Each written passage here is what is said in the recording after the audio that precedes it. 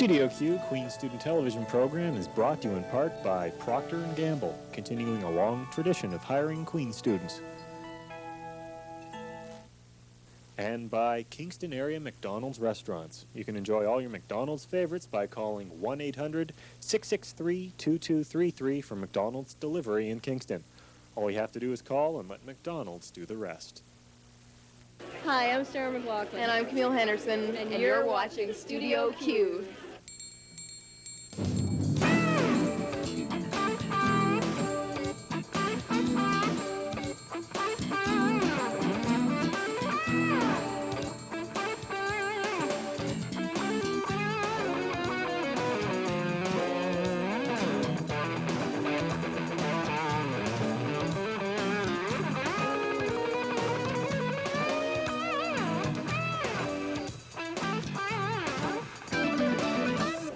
What should we get? How about Spaghetti with meatballs? the old spaghetti with meatballs? Yeah, special or we one could go today. with the spaghetti alla Caruso. That's, you get chicken or liver. Wouldn't that be good in the spaghetti? No. Hello there, and welcome to Studio Q. As you can tell, we're here at Lino's. We planned really a big show for a nice spring day. Flowers, the whole deal. Yeah, but the weather sort of screwed that. It does suck, and it screwed up all our plans. So we're here at Lino's filming what we thought was going to be the last show, but in fact is not.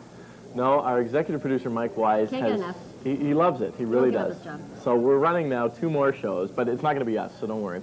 We're going to do sort of a year in review, best of look at Studio Q over the year. Yeah, not that this show's going to be shabby. No. This week we have an exclusive interview with Sarah McLachlan, as well as best of the year in review. And be sure to catch the TV debut of Golden Word's own Joey DaVilla, as he takes his own personal look at the past year here at Queen's.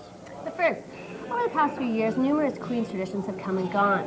The ghetto might be the latest. If a new program goes through, students will be able to file a direct complaint against their landlord to City Hall. Mike Wise has all the details. The toilet we had before. Not all ghetto homes are this bad, but those that come close usually have one thing in common: a negligent landlord. Until now, few students knew how to confront this situation, but this group of politicians and housing advocate groups hopes a new complaint form will go quite a ways towards solving the problem. It's an initiative that I hope will solve a long-standing problem of an area in the city of Kingston, which to a certain extent has become an embarrassment to the city. Plans for the program were unveiled at this press conference in the AMS boardroom on Tuesday. With the new system, tenants can bring their disputes to City Hall as a last step should negotiations go nowhere. If that fails, then as a last resort, this form is designed to make it easier for students to approach City Hall and to get the Property Standards Office to enforce property standards regulation. Although the forms can be used by any Kingston resident, they're being aimed at Queen students. They'll be available at City Hall and the AMS office. Part of the rationale is that Queen students are temporary residents. Is that letting students know that, hey, you have the power and the opportunity and the abilities to get your problem solved. And of course, politicians want students to get more familiar with City Hall. There's a municipal election in November. For Studio Q, I'm Mike Wise reporting. On Thursday, the City of Kingston will vote on various plans to improve the Kingston infrastructure. At the top of the list is an $18 million plan to repair various Kingston roads, including Earl and Division Streets. Those students living in the ghetto are sure to appreciate the changes. At Grant Hall on Wednesday night, feminist Belle Hook spoke on the future of race and gender. Her thought-provoking lecture was well received by the large crowd who came out to hear her speak. I tell students all the time, if you want to understand the economic politics of race, gender, and class, travel somewhere on the airplane every week, because you will see what categories of people are invisible. A new-look issue of Surface came out on Wednesday, and there will be even greater changes in store for the paper if next year's editor has her way. Dara Nevin, who is this year's AMS Communications Commissioner, is looking to change the format and focus of the controversial newspaper. ASIS is getting a different computer system with a different layout kind of program, so we'll be using that to change the way the paper is laid out. I also hope to be expanding the kinds of articles that are putting it in to reflect, I guess, the wide diversity that is Queens and specifically ASIS. There was more snow than money covering the crest on Wednesday afternoon thanks to the unseasonably cold weather. Most faculties, such as arts and science and commerce, abandoned their crests, but not the engineers. As usual, they were out in full force. The 96s attracted attention with their array of barnyard animals and a barbecue, while the 97s offered the opportunity to sledgehammer a car. By the end of the day, last year's champs, Eng 96, were once again declared the winner. Still to come on Studio Q, the year that was, all the highlights and lowlights of the past year at Queen's. Plus, snouts. don't miss Joy DaVilla let loose with a camera. Will A&P ever be the same? We are apparently witnessing the results of what is the vegetable equivalent of ethnic cleansing. When will it end? Only on Studio Q. A long-standing dispute flared up with the Queen's Journal this past week. Frank Dixon, a well-known contributor to the paper's sports section, was officially banned from the paper's Earl Street house. As Jen Mondoux reports, the dispute goes back a long way. Tuesday was not a good day for Journal contributor Frank Dixon. After being informed that he had been banned from the Journal house for 2 years, Dixon refused to leave and had to be removed by Queen's security at the request of Editor-in-Chief Sarah McWhirter. The source of the banning was this letter sent to Dixon by McWhirter as well as other senior Journal staff. The complaints against Dixon were numerous and include allegations of verbal assault against McWhirter as well as next year's Editor-in-Chief Jeff Gray. Although Dixon admits that these verbal assaults took place, he claims that the Journal is now using them to avoid discussion on other matters. Yet I believe, safety concerns are really, a smokescreen for the real problem here. Admittedly, there were a couple of sharp exchanges, but that's not a crime in our society to have a sharp argument with someone, especially when you're duly provoked. To McWhirter, however, personal security is the issue in this dispute. I did everything I could and consulted as many people as I could to be certain that I made the best possible decision for the concerns of the people here at the Journal and for the safety of the people here at the Journal, and to be as fair to Frank as possible. We bent over backwards this year to make things fair for him, and I wanted this policy, or this decision, to be as fair as possible as well. Yet Dixon notes that a mere 3 weeks before he was informed of the 2-year ban, McWhirter had written this letter in defense of him, calling Dixon a loyal and faithful writer with whom she enjoyed a productive and trusting relationship. This letter ultimately led to Dixon's verbal assault on McWhirter. The matter over the basketball coach was the first significant thing which I asked her to do on my behalf this year, and she took 5 weeks to do it, during which time there were no journals for 2 weeks since it was reading week, and also no school for 1 week. So if she'd wanted to put a higher priority on it, she could have, and chose not to do so. McWhirter sees things differently. And I was shocked and hurt by his response. So this letter was written when I thought we had a good working relationship, and I'm really disappointed to learn that at that time he was deceiving me and letting me believe that, when underneath he had concerns that, he never brought up to me. Okay. Although official AMS procedure exists for firing employees, there is no such policy for banning.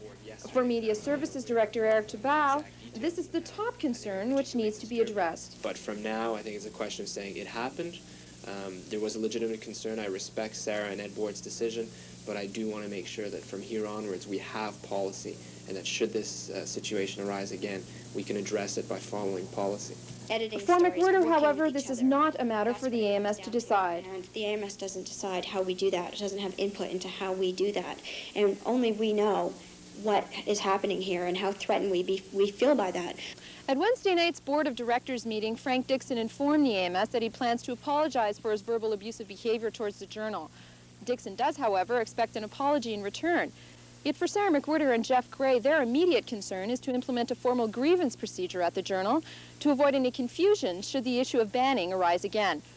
For Studio Q, I'm Jen Mondoux reporting. Sarah McLachlan was a big hit last Friday night at Grand Hall. We would have loved to have brought you pictures of her concert, but her publicist wouldn't let us in with a camera. Knowing her fondness for Guinness, though, we decided to head down to the brew pub, where Jeniene Phillips had an exclusive interview with her over a beer. Here we are at the brew pub celebrating after Sarah McLachlan's concert at Grant Hall. The sellout show was a great success. Afterwards, Sarah and the Devlins, the opening band, came down to meet many anxious students hoping to have a pint and discuss the show. Luckily enough, Studio Q got a chance to interview both Sarah McLachlan and the Devlins. Although most were unfamiliar with the Devlins before the Sarah McLachlan show, students were very impressed by their performance. What did you think of the Devlins? They were good too. I didn't really know a lot of their stuff, but they were good. Yeah, I enjoyed them. When asked how they felt about Sarah McLachlan and her band, they said, "It's a nightmare. It's a complete nightmare because all we do is like listen to conversations about hockey, and we've never seen a game of hockey, never mind like understand it." Or later. A few minutes later, Studio Q got the chance to speak with Sarah McLachlan and her backup singer, Camille Henderson. That was wild tonight. People were singing along. Yeah. It was crazy. That was really nice. Sarah let us in on her favorite songs from her most recent album, Fumbling Towards Ecstasy. Oh, that's good enough. Ice cream. She also explained the meaning of the lyrics to the song Ice. That particular song is about a relationship between, it could be one person and an addiction, or two people in a situation that is completely unhealthy and damaging, but because it's the only thing they know, they kind of cling to that. And that's, to me, a sense of hopelessness. Later on, Sarah gave us insight into her personal mindset. I mean, I'm really young. I'm discovering life. I'm discovering what it means to me, what it means to live my life, what ramifications living my life has on other people's lives, and it's all just a big learning bubble, that I'm in, and it's great. It's nice to have different experiences, to be able to relate something to another thing, that to just give it a broader spectrum. The student reaction to the show was unanimous. Well, from all the shows I've seen in my years, yeah, this actually was the best show I have ever seen. It was the first show I've been able to sit through it and enjoy it the whole time instead of getting kind of bored. Sarah McLachlan playing electric guitar is easily one of the sexiest things I've ever seen in my life. Absolutely. Why are you blushing? Because I got a big hug from her, and I'm pretty happy right now. At the end of the interview, Sarah offered advice for those students interested in pursuing a career in the music business. Know what you're doing, and make sure you're doing it for the right reasons. Why do you want to be a musician? Do you want to be for whatever reasons, just know, because you're going to have a lot of people trying to push you in different directions, and you got to be honest to yourself and true to what you want to do. So. This is Jeniene Phillips reporting for Studio Q. End-of-year blowouts are all over town. This is What's On Where, and I'm Kathy White.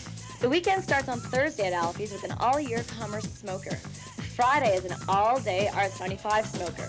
Saturday, it's Arts 94's turn to take over Alfie's from 1 p.m. to 1 a.m. The Shot is partying all weekend long for the end-of-year 94 party. Come out Thursday, Friday, and Saturday to celebrate. Dr. Gertie's is an Arts 95 smoker on Thursday. Friday is an all-year end-of-classes bash. This coming Wednesday, come on out for a trash fundraiser. That's it for What's On Where. Have a wicked weekend and good luck on your exams. Oh, look at the size of my guy. Okay, oh my God. Okay, here we are playing Street Fighter II at Lino's still. We've been spending a lot of time at Lino's. Tez, yeah? what's your fondest memory at Queens? My fondest memory at Queens is probably late night at Lino's. Oh, really? Chocolate shake. Yeah, I don't remember a lot of my times at Lino. That's the beauty of them. Ain't it great? Well, to jog your memory, we're going to run our year in review right now for you all. And this just is going to cover some of the highlights of the past year. So tune in. Oh, yeah. September got off to a fresh start with Frosh Week. The class of '97 got the usual spirited welcome to Queens, and our cameras were there to catch it all. One low note, though, the grease pole risked becoming a snore fest, as it took Science 97 186 minutes to capture the TAM. September also saw campaigning begin for the federal election. Future Prime Minister Jean Chrétien visited campus, hoping to attract votes from a younger generation. Would you feel optimistic being a student in 1993? For me, I'm great. I'm very up on Canada. October started off with a bit of a sad note. Veteran football coach Frank Tyndall passed away after a lengthy career with Queens. I think the best quote I've ever heard came from Ron Stewart, who said he'd never met a person who didn't like Frank Tyndall. William Leggett was also announced as Queen's new principal. He'll replace Principal Smith when he retires this summer. Leggett will be installed during next fall's convocation ceremony. The great surface debate hit in October. A referendum campaign aimed at withdrawing funding from the Arts and Science News magazine divided the campus. The question passed, removing funding and leaving asses in a bind. An alumni weekend was once again memorable thanks to the Toronto Blue Jays. Their second consecutive World Series win brought Queens its second peaceful street party in as many years.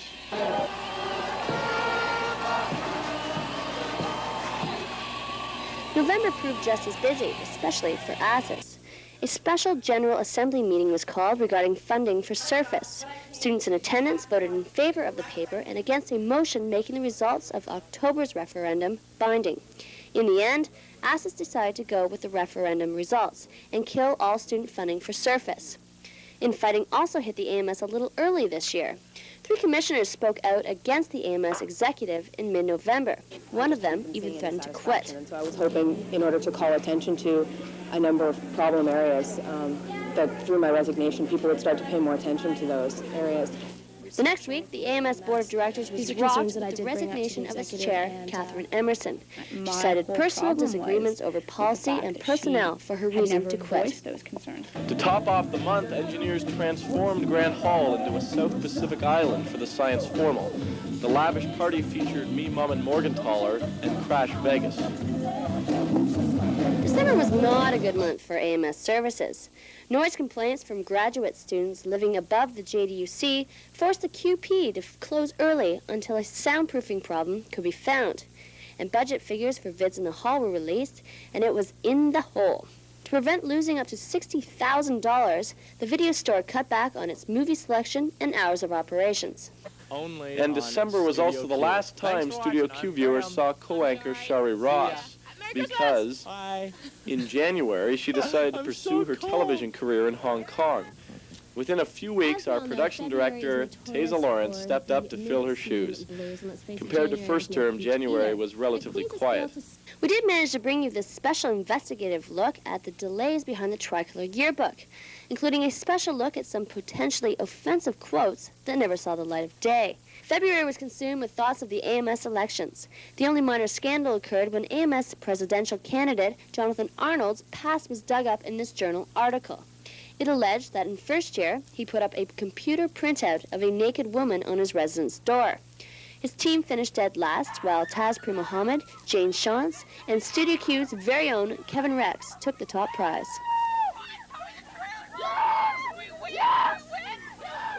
Surface also resurfaced in February, this time with private financing. About the same time, this recruitment poster for the Heritage Front was found on a campus poster board. In March, things got serious for Surface and asses. As a result of a complaint by the Heritage Front, the Kingston Police Force and the Crown Attorney's Office investigated the paper for violating 2 sections of the Criminal Code, advocating hate and promoting genocide. On a lighter note, March was also formal month, with Studio Q covering both the arts and commerce formals.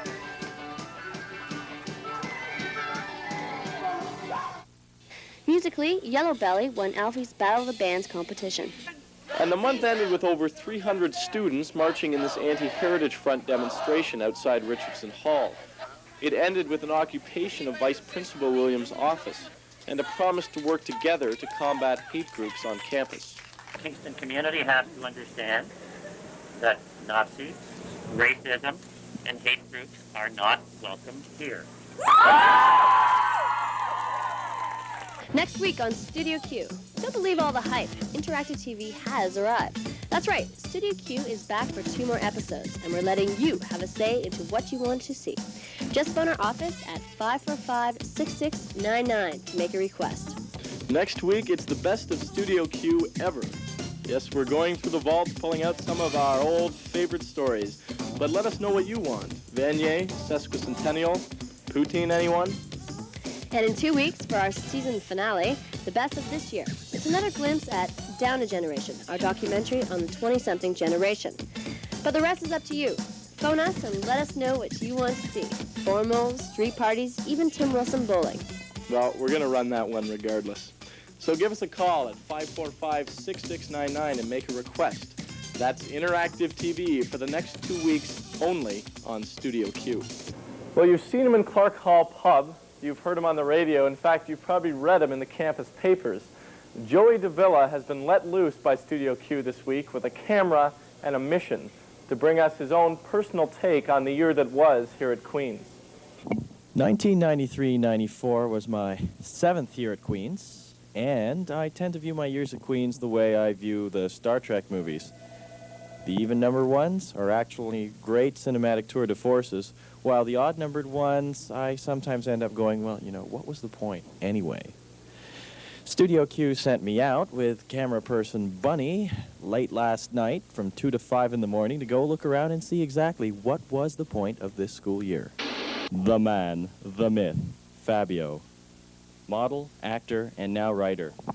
Pirate by Fabio gets my vote for best book of 93-94.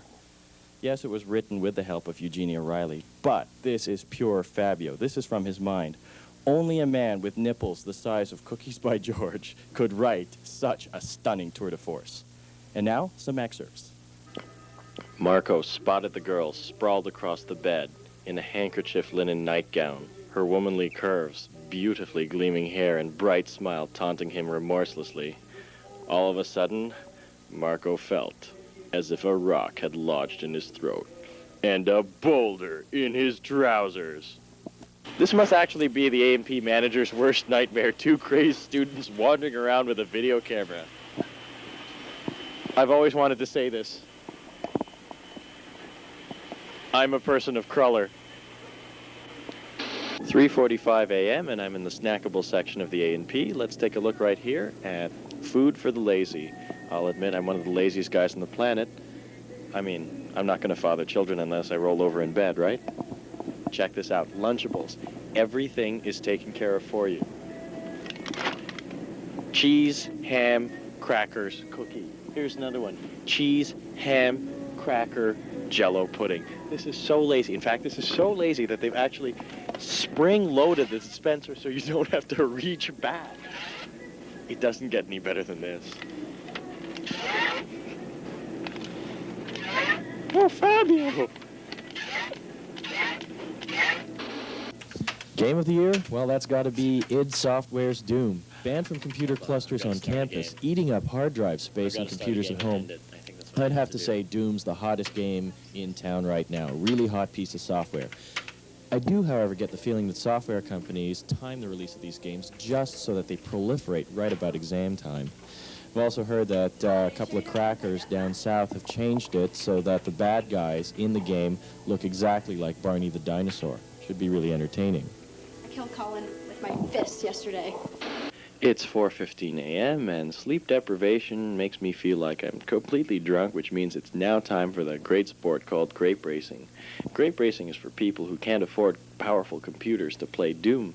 This is quite cheap, in fact. All you need is a microwave oven, a couple of grapes, and a little bit of vegetable oil and a lot of imagination. I tell you, man, it's like Tim Wilson's idea of a fun weekend. Try this.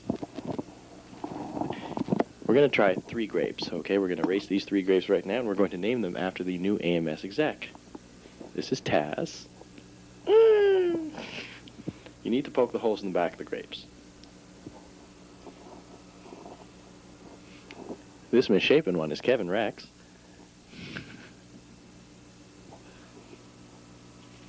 And here we have Jane Childs. Now that I've poked holes in the grapes, what I need is a microwave tray, which I have made greasy with a little vegetable oil.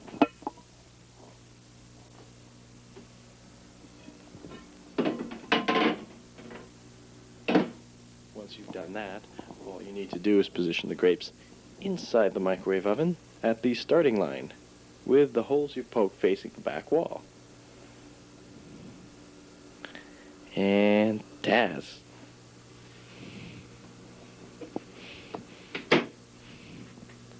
Gentlemen and ladies, start your engines.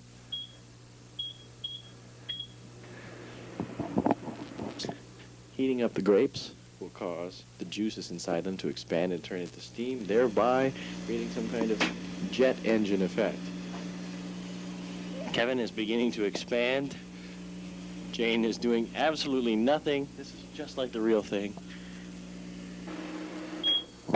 And at the end of 3 minutes, it looks like Kevin Rex is ahead. Usually this works a lot better. Let's see how the drivers are doing. Whoa, just like Villeneuve. Kevin Rex remains unburned. Taz and Jane, I'm real sorry about that. I don't know, usually this works. Try it at home. It's a lot of fun. And now the award for the most overused vid clip, which also happens to share the award for best near-death experience. Well, that has to go to Tim Wilson, VP Ops of the AMS this year. During a commerce outing last November with a bunch of buddies, he came this close to becoming butthead-flavored Jell-O. In what was probably a dare, Tim and a friend tossed themselves into a pin setter, Cloverleaf Lanes, unaware that the machine actually weighs 800 pounds, enough to turn him into chunky salsa. Well, what can I say, but he had to do it. I mean, how else do you top off wetting yourself at Alfie's at homecoming? Yeah. And there you have it, 93, 94. Whatever year it was for you, it was my 7th here. I had a pretty good time. Anyways, they asked me to take a really quick look at the future and make a little bit of a psychic prediction. I predict that Kevin Rex, AMS VP Ops, is going to be your best entertainment value for next year. He's guaranteed to get up the noses of everybody. He has a physical and psychosexual resemblance to Commander Riker. Whether that's a compliment or not, I don't know. And he's done all sorts of wild and crazy things, not the least of which is offer to become a waiter for Alfie's and the QP for no charge at all because he wants to help out and hang out with the gang. Just wants to be part of the Peach Pit. Oh well, he promises to be really entertaining. Have some very good exams. This is Joey DaVilla for Studio Q. Bye. That's it. Thanks for watching this week. Before we go, though, we have our weekly giveaway trivia time. And this week, we are giving away another famous and fabulous McDonald's pizza. Family-sized, big family-sized pizza. Big Ronald pizza. Ronald has been good this spring. Yeah, so now if you know Sarah McLachlan's favorite song, please call us at 541-1040. And you'll be the proud owner of a big, huge pizza. Oh, yeah. And as well, if you just have anything to say, anything, it doesn't even matter. If you want to tell us about your family or your friends or just your day at school, write us or call us. But, you know, make something up so it's kind of interesting. Yeah, or send us pictures of yourself. 545-6699, or you can write us. Our address is Studio Q, room 22, John North University Center, K7L 3 and 6.